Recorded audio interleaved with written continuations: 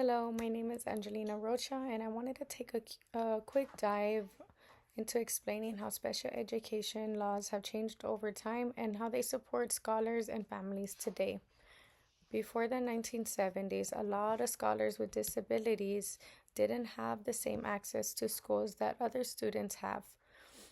Some weren't allowed in public schools at all, and others didn't get the support they needed. Things started to change because of important cases. For example, cases like Brown versus Board of Education helped show that separating scholars isn't equal. Later, Mill versus Board of Education made it clear that students with disabilities have the right to an education too. Then, in 1975, a big law was passed called the Individuals with Disabilities Education Act. This law is still used today and makes certain students with disabilities get free education that meets their needs. One important case is Board of Education versus Rowley. This case basically said schools have to provide support that helps scholars learn, but they didn't have to guarantee the absolute best possible outcome, which is not fair.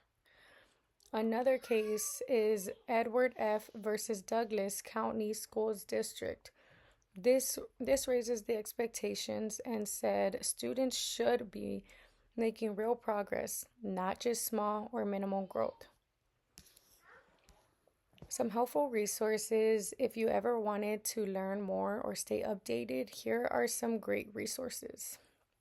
Texas Education Agency, great for Texas specific info and parent guides. Center for Parents Information and Resources explains your rights in simple terms. The IRIS Center, helpful for understanding strategies and support. Then the U.S. Department of Education, overall updates and national information.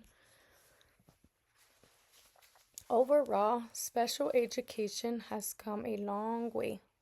These laws are here to make sure every child gets the support they need and that families have a voice in the process, which is very important.